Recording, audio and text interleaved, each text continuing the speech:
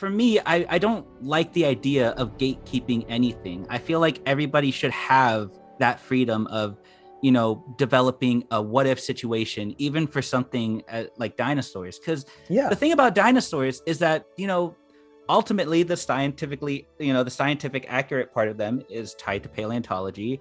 But the thing about paleontology that I feel like a lot of people tend to ignore is that it's always changing. That's true. Because it's always changing, technically what we could be seeing right now as scientifically accurate may not be scientifically accurate in the next few years.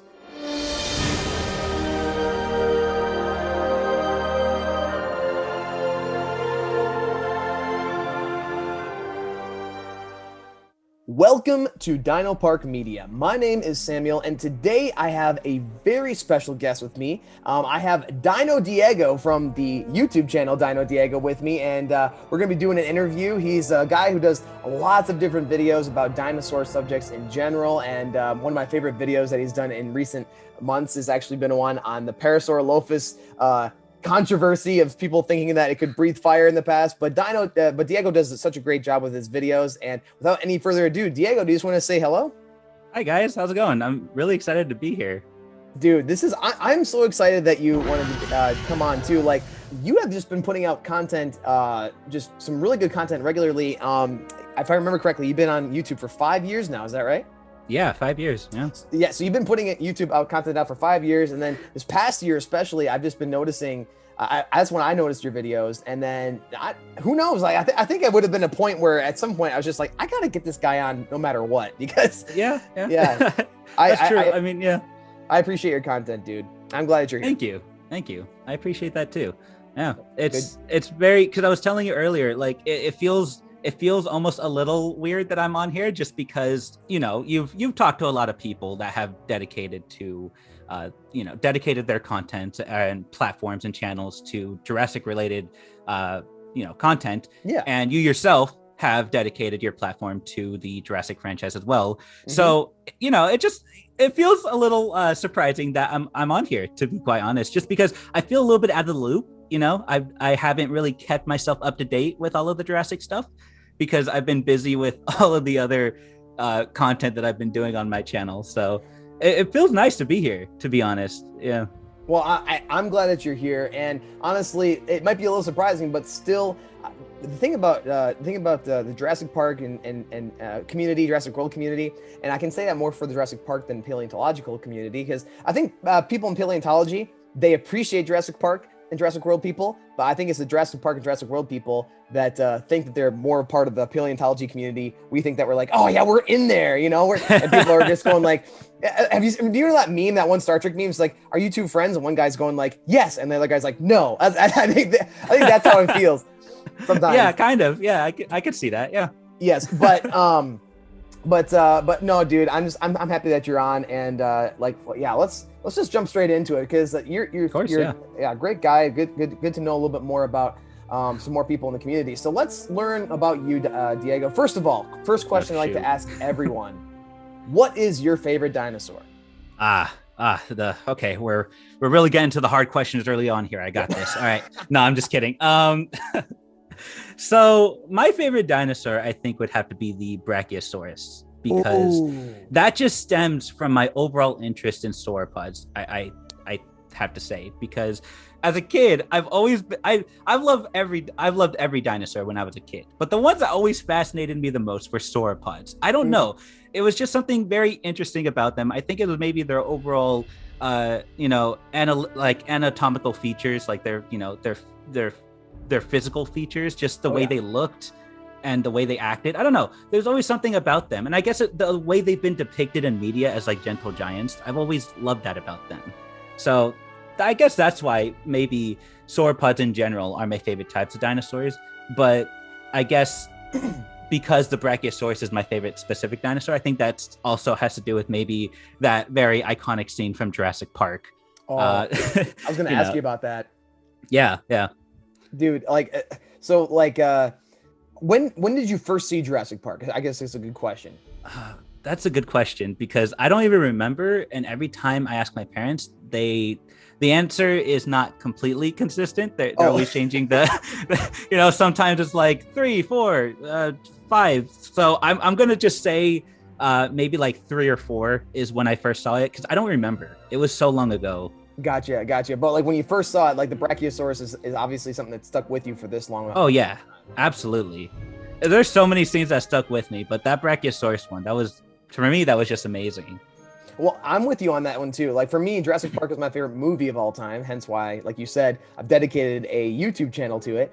But like that specific scene where the brachiosaurus, the first dinosaur that you see in its entirety in the movie, that brachiosaurus and the majestic music and the sky and the trees, everything about it is just so majestic and beautiful. And choosing the brachiosaurus to be that dinosaur in order to be able to showcase the majesty, the wonder of Jurassic Park was a beautiful choice, because it is such a wonderful animal, because it's so huge, but it can be there's almost this feeling of gracefulness, Yeah, absolutely. And you know what, that's probably also one of the reasons why I consider it like the I guess the forefront of why I love sauropods so much, because you could apply that to sauropods in general, to be honest. And Brachiosaurus is just a good pick, in my opinion. No, absolutely. And also the Brachiosaurus also has that just, very iconic like forehead crest, and then also like and like with that, the whole way that the skull shape is made, and then also how it kind of sits. Absolutely, yeah. I kind of find it to be like the long neck gorilla, because it's like two its two front legs are bigger than the back ones. But no, it's just so cool. Have you been to the Chicago? I think it's Chicago, the Chicago airport, where they have the skeleton there. I think it's a Brachiosaurus skeleton. No, I haven't. I don't even think I've seen like an actual Brachiosaurus skeleton in real life. I've seen sauropod skeletons and fragments, but I don't think I've ever really seen a Brachiosaurus one. Oh, which, dude. Now that I'm thinking, like, I didn't think about that until now. Now that I'm thinking about that, I'm actually a little bit surprised. I haven't really been able to, just like in general, been able to travel to, visit museums and whatnot. So I haven't really been able to see it, just because, not just because of COVID, but just again in general.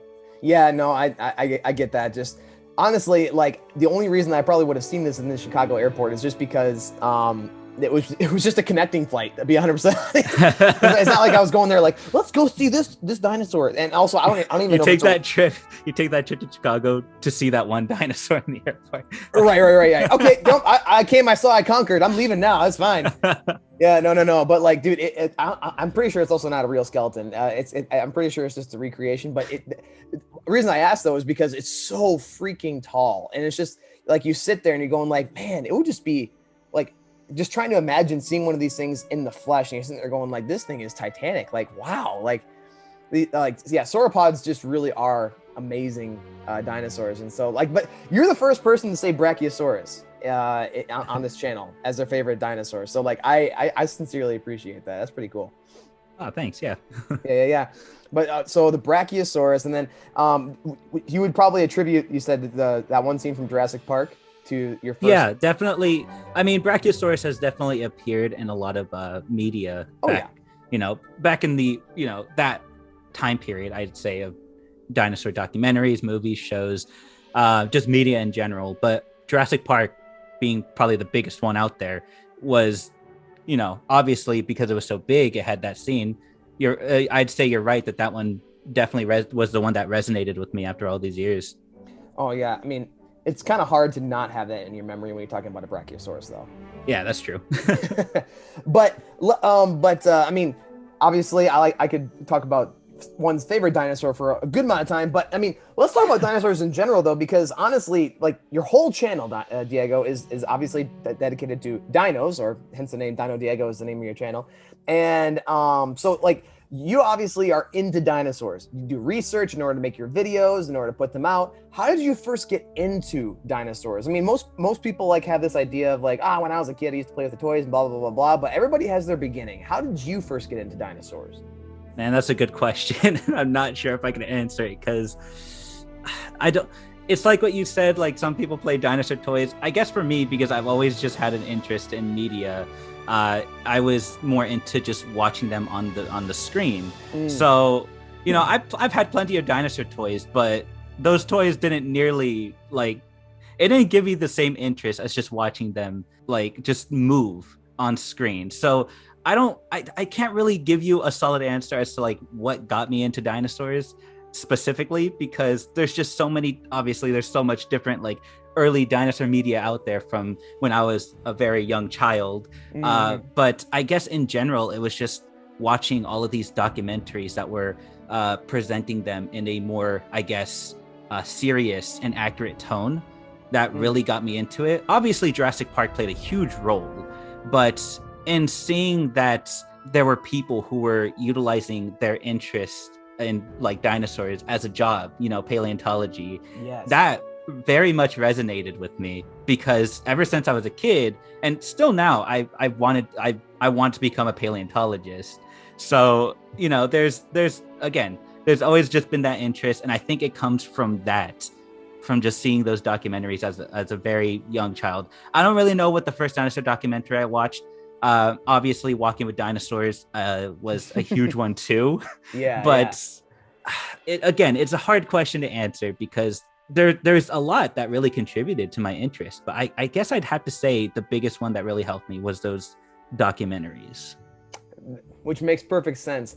And then I'm trying to think of the one that I saw when I was a kid. You remember those Video Nows? Those little miniature DVD players that like were handheld before, like in the car. Kind of.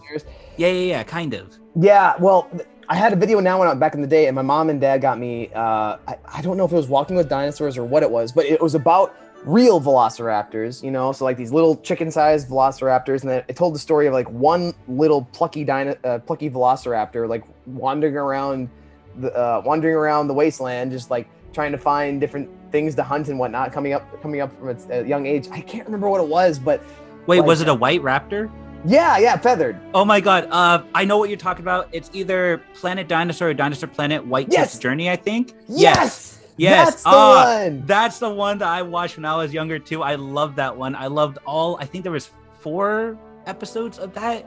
It was like a mini series. There was also one on the like the Saltosauruses, I think, the Alpha's egg, I think. I forget. Okay. There was one on Daspletosaurus, and I think there was another raptor one. I forget which raptor it was. I think it was oh god, I don't know. But I think the title was Pod's Journey. But the one that I remember the most was White Tip's Journey, because I loved the Protoceratops in that one. The Protoceratops were awesome.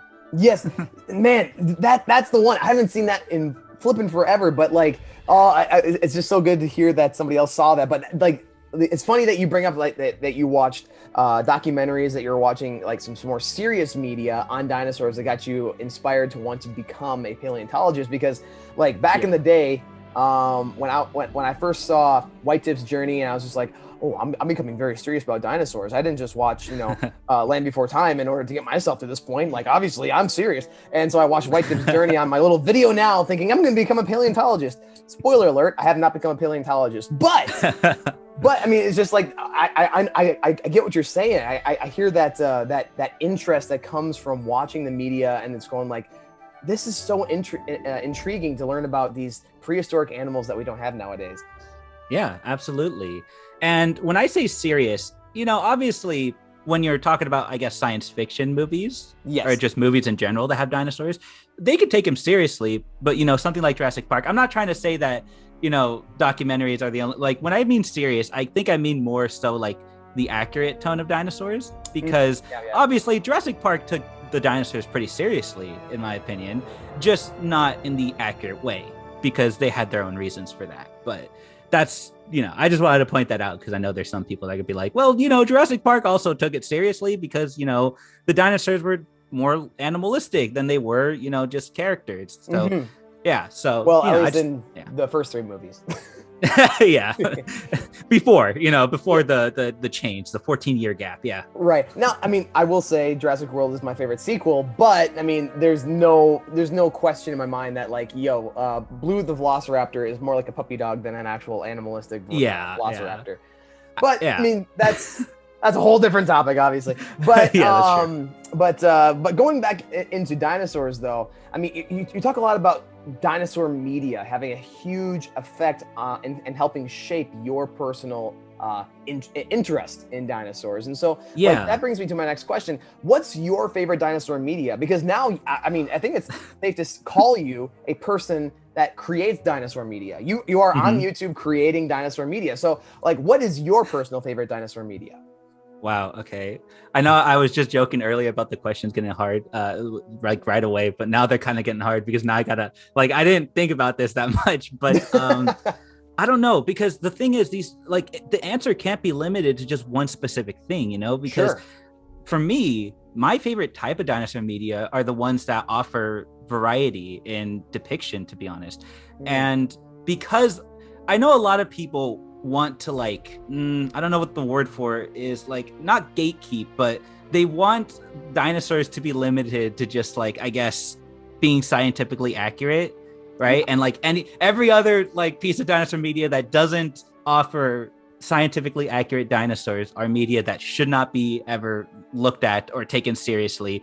But in my opinion, I love that there are some people out there that have a creative mind to, you know, be able to shape and give dinosaurs a different, I guess, I don't even know what to say. Like, it's just, I love the variety when it comes to the depictions. I love that there are people that are more creative in their depictions in dinosaurs rather than trying to constantly make them accurate to their real world counterparts. Right. So when you ask the type of media, it's kind of hard because the kind of media I have always grown up with personally that offers that are, I guess, dinosaur movies. Because when you take a look at dinosaur movies, there's just so much that has been, you know, looked at when it comes to these dinosaurs, both, you know, obviously when it comes to dinosaurs and paleontology, and when you want to be more, I guess, science fiction with the dinosaurs. So you want them to look not completely accurate.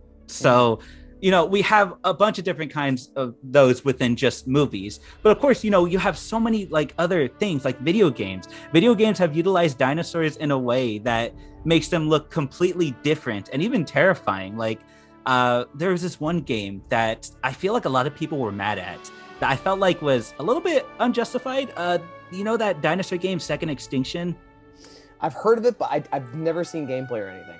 Yeah, so it's this dinosaur like apocalyptic world kind of video game, which for me that sounds awesome because I like that post-apocalyptic tone. But the dinosaurs that they had in it were supposed to be like mutated and not serious at all, and people just, I don't think people really liked the way they looked. I'm not really sure if it's because, I don't think it's because of the scientifically, you know, the scientific accuracy of them, because, you know, it's a post-apocalyptic world about mutated dinosaurs. Right. So like, you know, like, are you really gonna, you know, complain that much about that, you know, when it's clearly not meant to be like that, just given from the setting and tone.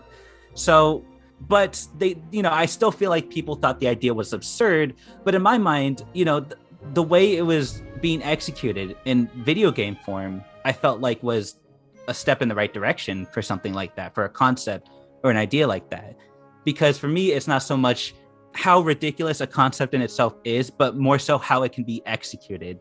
You know, so if you have a bad idea or an idea that might seem bad to other people, it could still be a good idea in execution and on what platform you want to execute it on. Right. So I feel like there are so many people out there that have done a good job in being creative with their depictions of dinosaurs that I feel like other people would have seen as ridiculous or weird or not common, but their execution in it was still regardless like just amazing.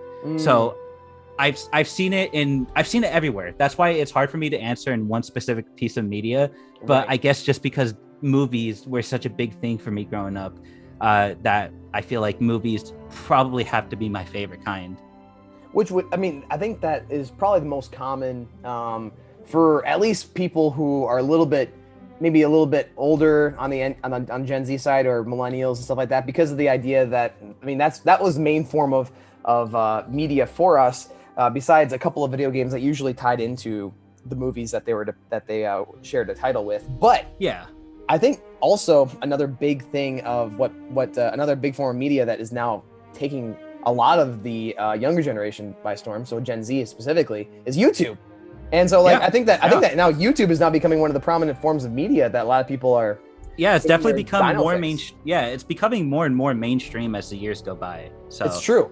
yeah. It's true. And you're finding yourself in a good position in order to be able to kind of like set that tone going into the next stage of media consumption. You know what I'm saying? Yeah, I've had a lot of debate with people about this, just that topic, like specifically about it's weird because I don't even know how to start this because it's something that sparks a lot of debate and there's controversy behind it and it's weird, but for me, I don't like the idea of gatekeeping anything. I feel like everybody should have that freedom of developing a what if situation, even for something like dinosaurs. Because Yeah. the thing about dinosaurs is that, ultimately the scientific accurate part of them is tied to paleontology.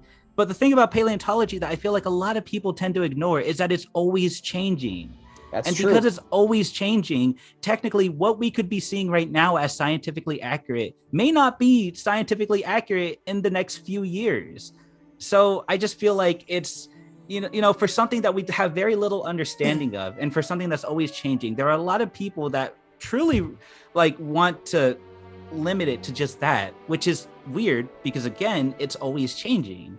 So, Exactly. why shouldn't people have the freedom to open up their creativity to depict dinosaurs however they want?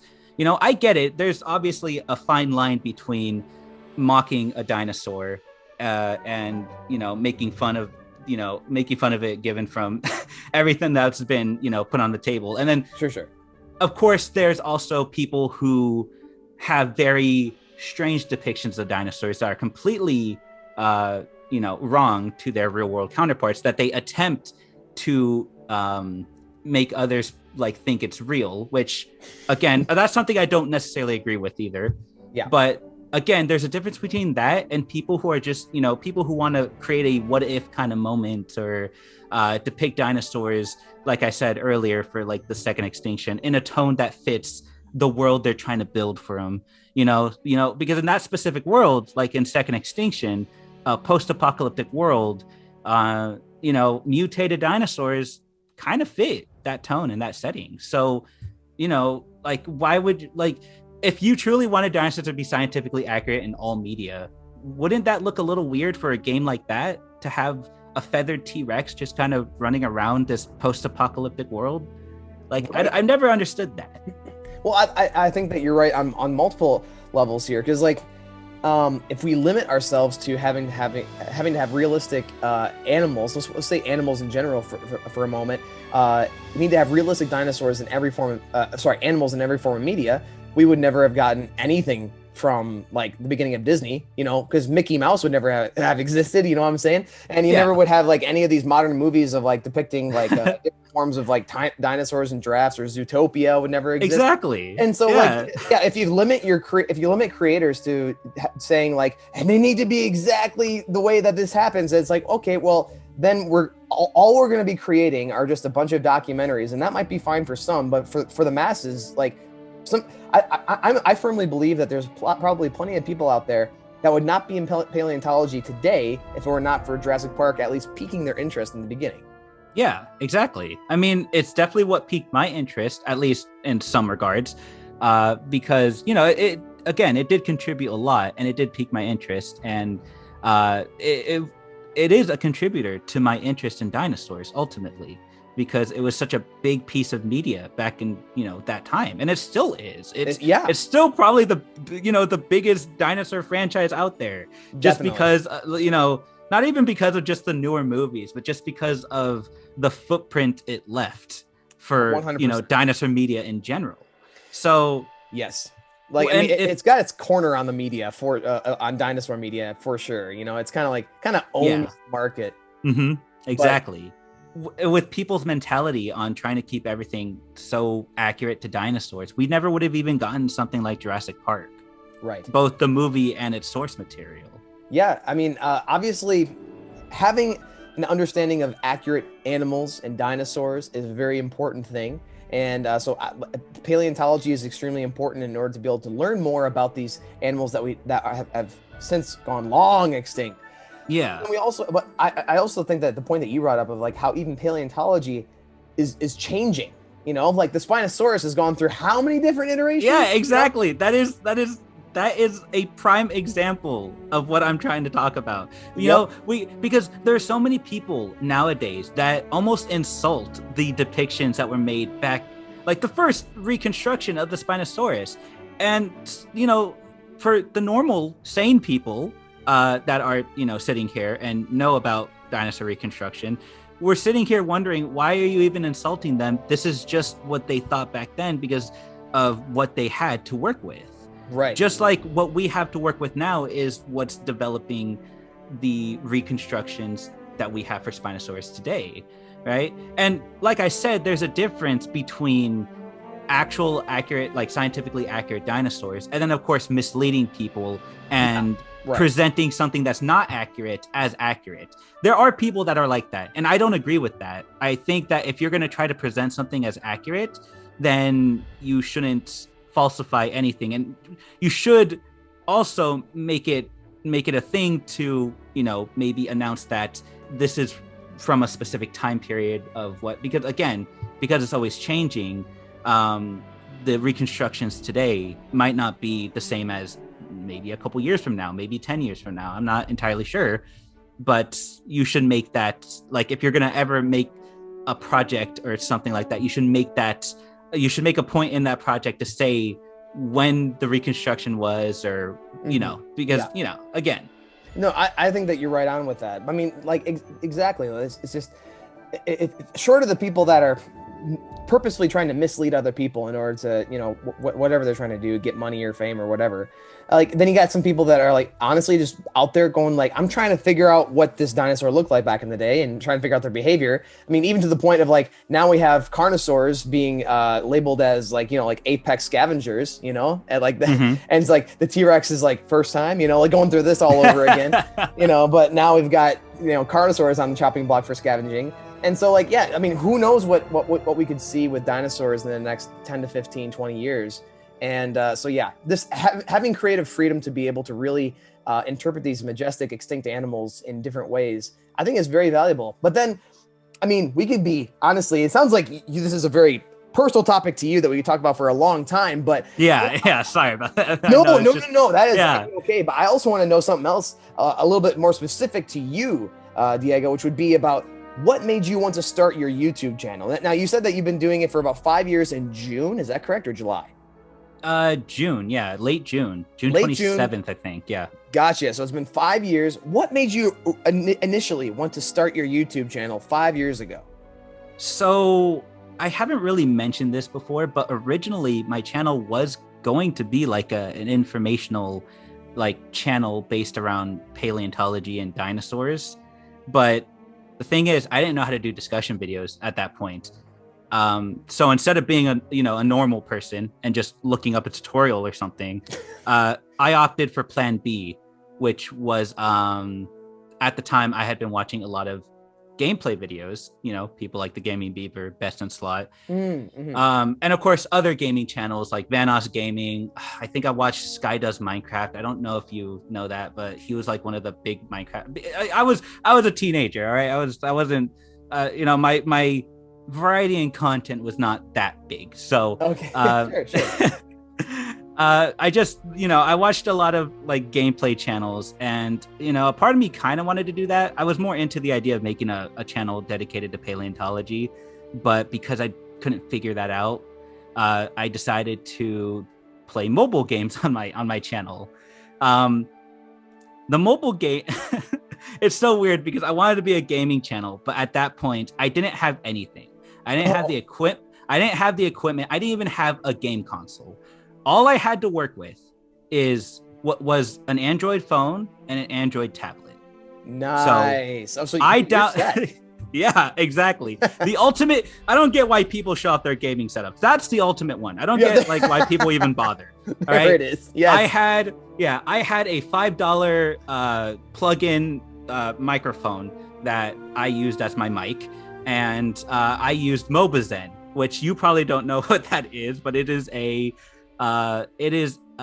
app that lets you screen record your stuff. Oh, wow. And I used Power Director to edit my videos, which back then I didn't edit anything besides putting together one, because I used to record my videos in segments, 5-minute segments.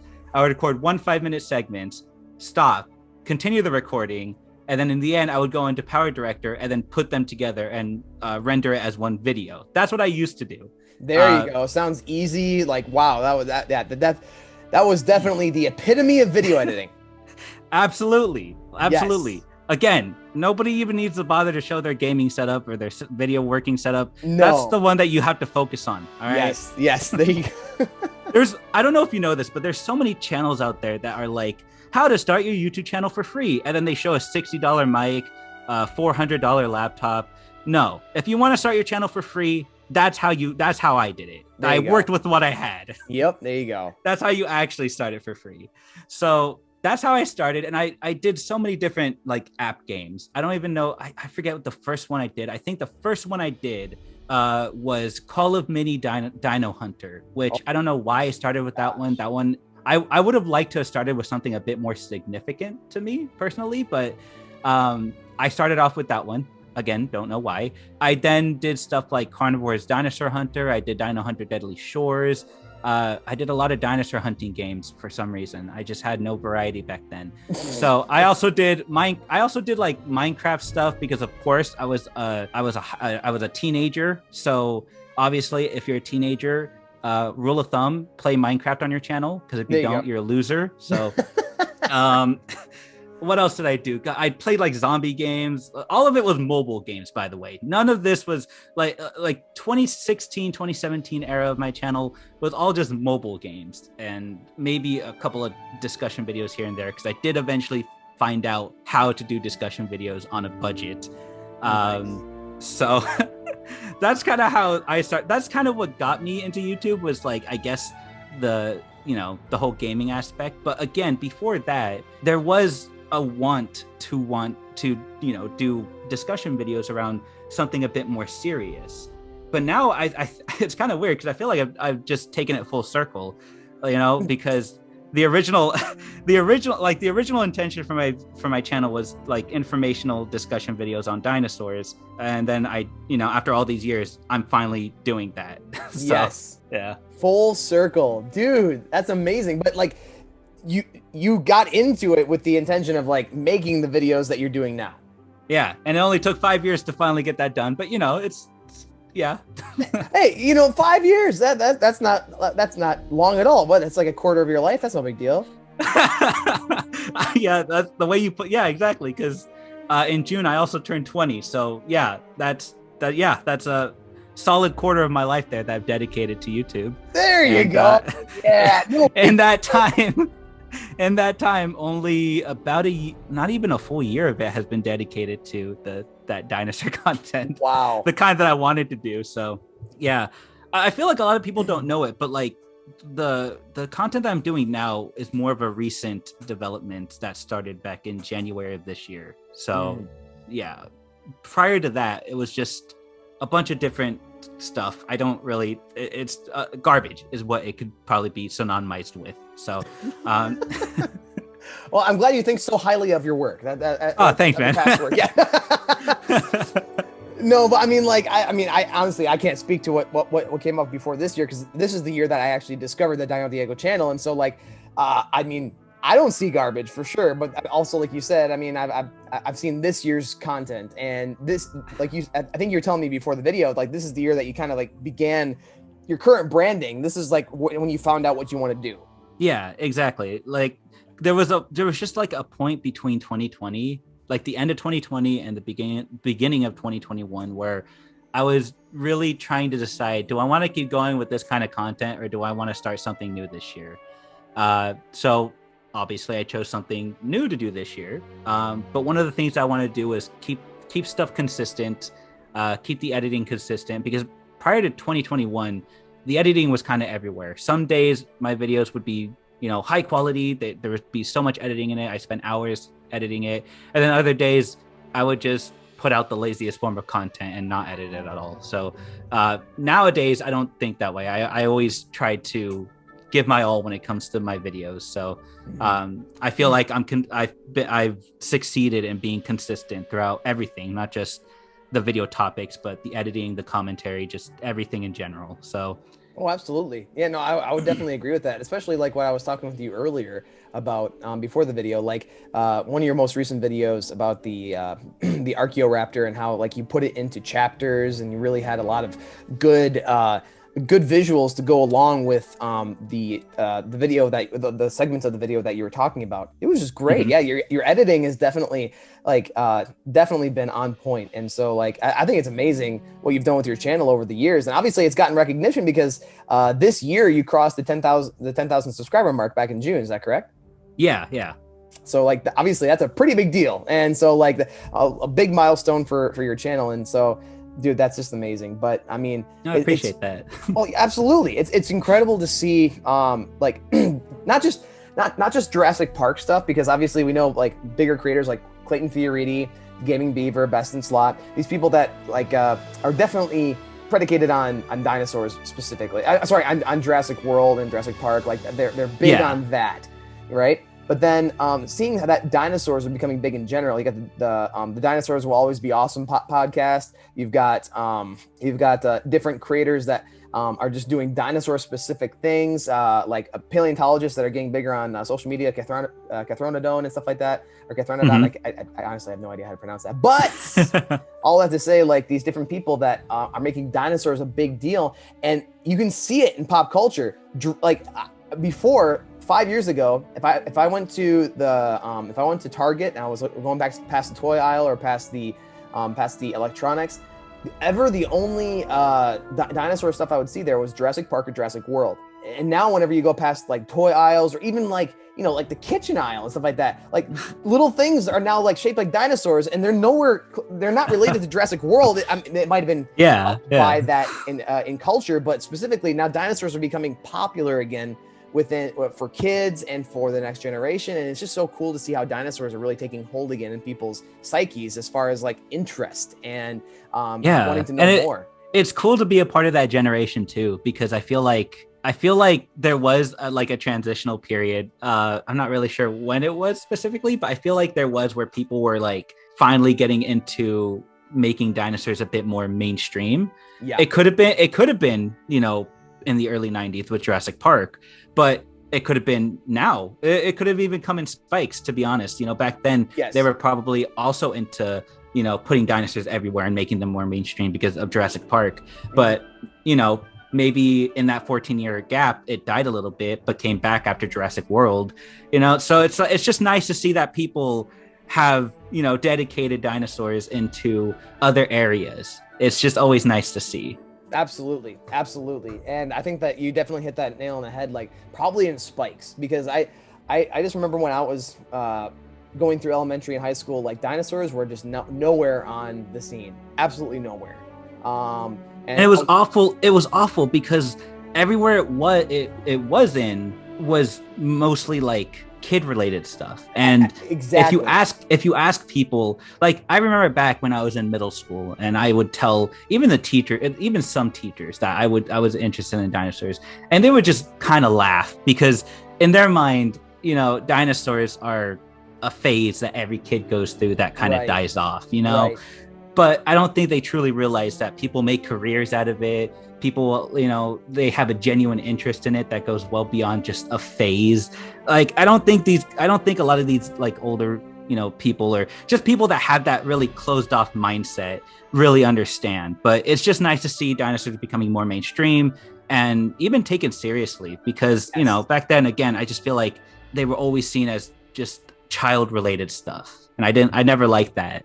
Right. No. Now they're like you said, being taken more seriously and really being pervaded throughout a lot of culture now. So it's so cool to see that. And I mean, obviously some people could go like, well, that's because you've just been, you know, like saturated within the culture because, you know, you guys, you know, do Jurassic Park and dinosaur stuff on YouTube and like social media and whatever. But I mean, obviously, yes, that's a part of it. But like even when you're out in the world and then if you can just pick up a dinosaur thing right away, you know, like because we're so saturated in the culture, we also know when there's the lack of dinosaurs. When we go somewhere and there's we realize when there's no dinosaurs. But like you are saying the same thing that I'm saying. Like over the past however many years, we've been seeing like the it becoming being taken more seriously, being more part of culture now, and so it's just so cool to see that.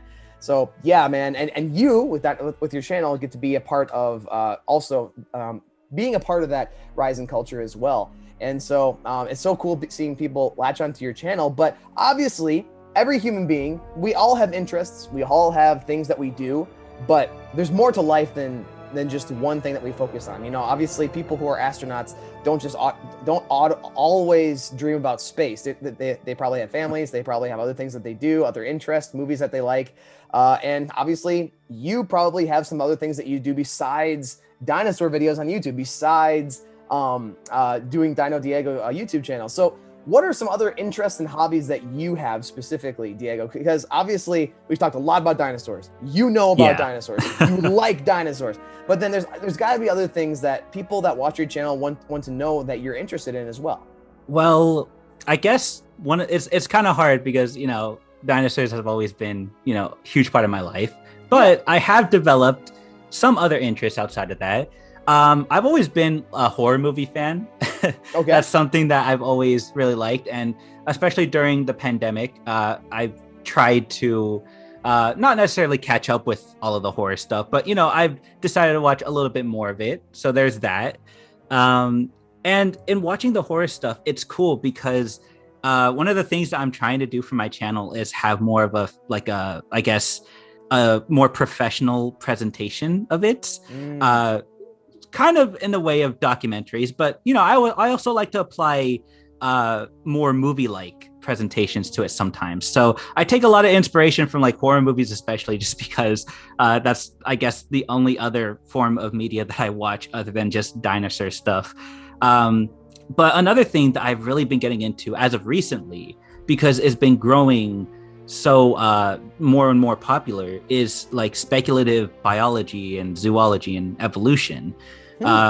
So one of the videos, the first video I did this year actually was around a book trilogy that focused on this. It was called the After Trilogy. I'm not sure if you watched that one, but no, it was focused around the history of a book series that was made by someone who's pretty well known in all sorts of communities, mainly scientific ones. But his name was Dougal Dixon, and back in I think the 80s and early 90s, he made this book series called the After Trilogy, where he focused on speculative evolution, which is basically looking at like speculating on future the descendants, I guess, of different creatures and humans even, and what they would look like or behave in the future. So by taking certain qualities and characteristics that they have now and ones that they had in the past and kind of applying to how they would like evolve into the future. And I found that fascinating because, you know, that's kind of, I've always liked that idea of being able to be creative in depicting what you want. And it's kind of a nice outlet to do that. And there's tons of work out there that's kind of now getting the spotlight for it. So I've covered some of that stuff on my channel, but it's gotten to the point where I'm like looking more into it. So it's really cool. Really cool. So like, yeah, I know that like the horror movie stuff kind of like definitely was different, but even the speculative biology segment of what you're talking about seems to even lean a little bit even into dinosaurs paleontology because of like the nature of that science as well. So it's kind of funny. Like, yeah, you can't escape it. You can't escape dinosaurs. Well, I mean, the thing about it is when it comes to speculative evolution, it could be applied to a lot of different things. Sure. You might not have heard too much of it, but I'd be a little surprised to hear if you didn't hear about what was it called? All Tomorrows. Sorry, I almost confused with the other one that I was talking about. Have you heard of All Tomorrows? Is that like a book series or what is that? Oh no, you haven't heard about it. Uncultured, Samuel. No, I'm just kidding. Sorry. I'm just kidding. No, it's not even a book. It's literally, I think it's just I don't even know how to describe it because it was never really, I guess, printed onto any physical copy of anything. It's literally just a digital, I guess it's more of a digital book Oh, So okay. yeah, it's by this guy named CM Kozeman, who has dedicated a lot to like speculative biology and zoology, and it's a science fiction book, I guess, that revolves around human genetics being manipulated and humans being transformed into different shapes and having different characteristics that are more animalistic, and it's a lot to explain. So I'm not going to explain the whole thing because it's almost presented as like an informational book, but at the same time, there's a story behind it. So honestly, I just urge anybody to look into it just specifically because it's definitely an interesting read. There are videos on it that do explain it. So if you're not much of a reader, there are videos on it. But that's something that I've really developed a massive interest in. Chances are anybody that is watching this probably already knows what it is. So they already know what it kind of, what's all in there and everything. So. Gotcha. Man, like, how did you get into speculative evolution, speculative biology like this? Like, because I looked up the cover, and I'm not gonna lie to you, I'm freaked out by the cover of All Tomorrows. But like most people are. Yeah, no. But like, what got you interested in speculative evolution? Okay, it's a really funny story that I explained. So the first piece of speculative evolution that I kind of looked at, like truly looked into, was that After trilogy that I did a whole video on. Okay. So I explained how how I was able to, look into it because I didn't know about it prior to that video. What got me hooked onto it was a meme that I saw. I'm not even joking. A meme that I saw that fascinated me to the point where I dropped everything and looked more into it to find out where it came from, because the picture on it, I will send you the picture because the picture on it is hilarious. But the picture, so that picture you just saw for All Tomorrows? Yes. It's kind of like in the same vein of like creepiness, and it was in a meme format. So I was like, geez. What is this from? I need to know, because I've been using it as a meme for a little bit, but I didn't know where it came from. So after looking into it, I found this whole trilogy of books that talked about this speculative evolution, and that image came from one of those books. So I became so interested in it, I made a whole 30-minute video on the topic. So yeah, that's kind of what got me interested in it, I guess, if you want to, be technical about it. Sure. No, I mean, that makes sense. So like, literally a meme sparked your entire interest. Oh yeah, I'm not even joking. Like, that happens more often than I'd like to admit. It happened the same way for that Parasaurolophus video that you saw. Oh yes. Yes. I saw a meme of the of the thumbnail of that video, the Parasaurolophus breathing out fire, and I dropped everything to look into it. I was like, I gotta know more. What is this?